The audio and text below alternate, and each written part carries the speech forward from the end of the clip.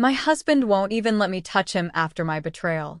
This reflection on the aftermath of infidelity is my attempt to be honest and acknowledge the consequences of my actions. If I were in his position, I wouldn't want to be touched either.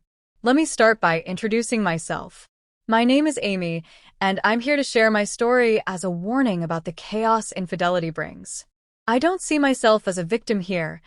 The real victims are my husband, my children, and even my parents, who have been burdened by the weight of my choices. For that, I am deeply sorry. 19 months ago, I was caught in a betrayal that shattered my life and the lives of the people I love. Before that, my life seemed perfect. I'm a 32-year-old woman, married to Jim, my wonderful 39-year-old husband. Together, we have two amazing boys, ages 9 and 11. From the outside, it looked like we had it all. But beneath the surface, I made a decision that would haunt me forever.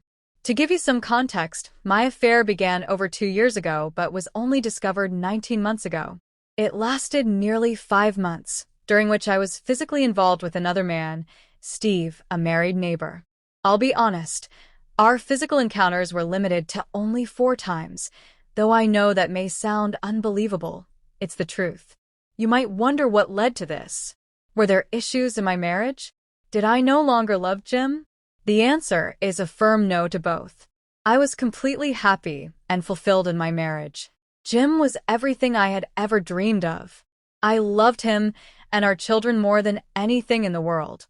The attraction to Steve was born out of something deeper, almost primal, an allure rooted in the feeling of a first love. I thought that part of me was buried, but when Steve entered my life, it resurfaced. Let me explain. In high school, I dated a few boys, but nothing serious came of those relationships. Then, at 18, I met Charles, a friend's cousin, at a barbecue. From the moment I saw him, I was drawn to him, like a moth to a flame. We exchanged numbers, and our connection grew quickly. Our first kiss was magical, and it wasn't long before I lost my virginity to him. Despite our passion, we soon realized we had little in common. After 11 months, I broke things off. A year later, I met Jim. While there weren't immediate sparks, over time, I developed a love for him deeper than anything I had ever experienced before. Jim was everything I wanted: stable, kind, dependable. I knew he was the one, and we married a year later. For 15 joyful years, our marriage flourished, until my infidelity shattered it. As I mentioned, my affair lasted almost 5 months. It wasn't planned, and it certainly wasn't worth the price I paid. Steve and his family moved into our neighborhood 3 years ago. From the moment I met him, I felt an inexplicable connection, a sense of familiarity I couldn't shake. Steve was 37, handsome, and confident, while his wife, Laura, was warm and friendly. Their children often played with ours, and our families became close. The affair began innocently enough. We'd chat during neighborhood gatherings or school events, but over time, our conversations became longer and more personal. One day, after running into him at a grocery store, we grabbed coffee. That coffee turned into lunch, and soon we were texting late into the night. I knew it was wrong, but I convinced myself it was harmless. The turning point came at a summer barbecue at our house. Jim was busy grilling while the kids played in the yard. Steve and I found ourselves alone in the kitchen, and the tension between us was palpable. When he kissed me, I didn't pull away. That kiss marked the beginning of the end. Over the next few months, we met in secret 4 times, each time convincing myself it would be the last.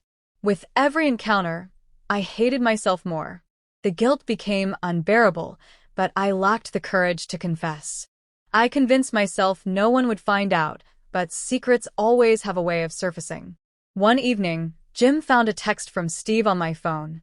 Though the message wasn't explicit, it raised enough suspicion for him to confront me. I confessed everything. The look on Jim's face was something I will never forget, a mixture of pain, betrayal, and disbelief. In that moment, I understood the magnitude of what I had done. I begged for forgiveness, but deep down, I knew I didn't deserve it. That night, Jim moved into the guest room, and he hasn't returned to our bedroom since. Rebuilding trust has been an uphill battle. Jim agreed to counseling, but it's been slow and painful. He's set strict boundaries, including no physical contact, and I understand his need for space. However, every day is a reminder of how much I've hurt him. Our boys don't know the full extent of what happened, but they can sense the tension. I've tried to shield them from the fallout, but I know they've been affected. Looking back, I can't believe I risked everything for a fleeting moment of passion. I let down the man who gave me everything and the children who depend on me. I've learned the hard way that trust, once broken, is nearly impossible to rebuild. I share my story not for sympathy, but as a cautionary tale. Infidelity isn't glamorous or exciting, it's destructive. It leaves behind a trail of broken hearts and shattered dreams. To anyone reading this, I hope my story reminds you to cherish what you have. Temptation is everywhere, but the consequences aren't worth it. If you're struggling in your marriage, seek help, communicate, and fight for your relationship. Because once it's gone, you'll realize just how much you've lost. It's been a year since the affair came to light, and life hasn't been the same. Jim and I still live under the same roof, but the distance between us is undeniable. The easy camaraderie we once shared has been replaced by strained silences and carefully chosen words. It feels like we're strangers trying to navigate a life we no longer recognize. Counseling has helped, offering tools to communicate better and address the root causes of our issues. But there are days when it feels like we're just going through the motions. Jim is a man of his word. He committed to trying, and he's doing just that. But I can see the pain in his eyes, the doubt that lingers despite my efforts to prove I'm trustworthy. One of the hardest parts has been confronting my own demons. Why did I risk everything for something so fleeting? What was I searching for that I couldn't find in my marriage? These are questions I've wrestled with endlessly. I've come to realize that the affair wasn't about Steve. It was about me, my insecurities, my need for validation, my failure to communicate my unhappiness. The truth is, Jim and I had grown apart long before the affair. Life had gotten in the way, work, kids, responsibilities. We stopped prioritizing each other, and the spark that once defined our relationship had dimmed. But instead of addressing the problem head-on, I chose the coward's way out. I sought solace in the attention of another man, thinking it would fill the void. It didn't. If anything, it only deepened it. I've worked hard to rebuild myself, to become a better person, not just for Jim, but for myself. I've taken up journaling, joined a support group, and focused on being more present for my children.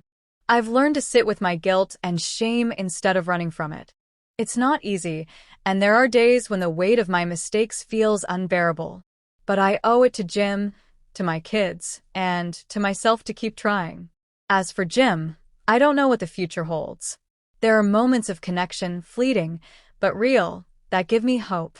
A shared laugh over a childhood memory, a kind gesture, a glimpse of the man I once fell in love with. But there are also moments when it feels like we're standing at the edge, unsure of what comes next.